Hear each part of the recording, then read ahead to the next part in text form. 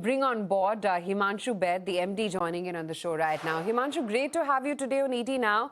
A good set of numbers for you. Tell me which segments actually drove this performance? So basically, again, exports was pretty good for us in Q1, and especially exports to European markets. So that has again picked up. Last year we had exports lagging in Europe, so that is picked up. Though we still have some lag in the West Asian markets, which we're still watching for the moment. But overall, infusion business exports, actually were the key highlights for the first quarter.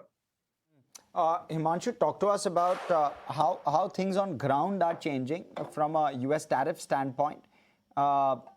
Anything that you're benefiting from in terms of a tailwind from whatever is played out last year? So I think last year was a tough year because many US customers had postponed their new product development with us, and I think that kind of held back a lot of business which we're looking at.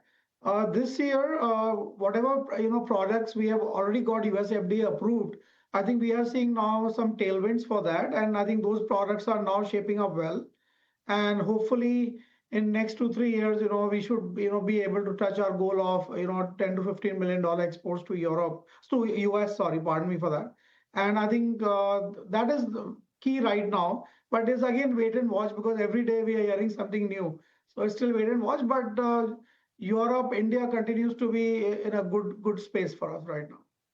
I want to talk about your recent most acquisition as well, which is driving growth, especially in cardiology for you. Tell me, what's been the revenue contribution are you targeting from this segment for FY27, and what looks like a more sustainable growth rate? See, revenue contribution from cardiology would be close to around 125 to 130 crores now with the acquisition we run in Europe and with production in India. I think that's what we are seeing right now. And I think this business will grow much faster as we are launching a lot of new products like our IVL, drug-eluting balloons, and in future some cardiac surgery products. So hopefully, I think in next 2-3 years, we will see revenue almost doubling in cardiology segment, looking at what we are doing right now and, adding some newer technology in the current business. Himanshu, from all the FTAs and all the various opportunities that are popping up from an export perspective, does anything structurally change for you right up front in FY27 itself, if you can give us that perspective? See, basically, in most of the countries, medical devices are duty-free. So structurally, there is no change for this industry. So only imports get cheaper in India over a period of time. Exports to Europe or to UK or other markets where there is an FTA signed, more or less the duties are almost zero. So I don't think it is going to affect too much in terms of exports. But yes, in terms of imports, of course, most of these countries produce expensive high-end devices. So that is not going to impact our business at all. But eventually, in terms of technology flow, we can see some, something changing in next 2-3 years, but not now at the moment.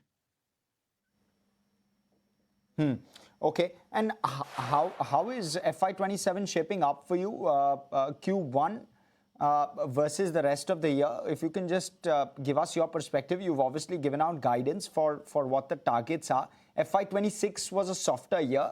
FY27 likely will be a catch-up to FY26. See, we have already guided that organic revenue will go from between 1,900 to 2,000 crores. So we are on line to deliver that. And even for let's say inorganic revenue will be consolidated revenue. If you look at, we'll be looking at 2,300 to 2,400 crores. So we are absolutely in line to deliver both these numbers. And in terms of margins, also we are absolutely in line to deliver an EBITDA margin of 25 to 27% for organic business and 23 to 25 for inorganic business. So totally, this is what we are looking at right now. So hopefully, if things stand where they are today, we should be able to deliver them. And stretching that to FY30, wherein you've laid out Polymed 3.0 and you plan to double the revenues by then. Tell me what businesses or what segments of your business will be contributing most to this doubling of revenues? I think we have panned out, three different businesses. So one is cardiology, which I've just talked about. Second is orthopedics, where we have just bought a trauma company in Italy, and now we're expanding that business in India and other markets. And we'll be adding more products, in future, basically, adding up, products in joints, knee and hip joints in next few years. And then we are, pushing our oncology division, which is more about products which are rated for delivery of oncology drugs. So business is shaping up very well. So these are three important businesses which you have started in last couple of years, and these are going to be the growth drivers for the company. How confident are you of the top line as well as the margin number? By the way, top line for the rest of the 3 quarters, Himanshu, this is for viewer perspective, of course, is 1900 crore over the next 3 quarters is what you will likely do in top line basis your guidance. And margins to be maintained between 23 to 25. This is console margin. Standalone is going to be better than that. But on these two metrics, how much of an impact is West Asia, and what's the risk, if at all, West Asia were to remain as is in terms of the situation?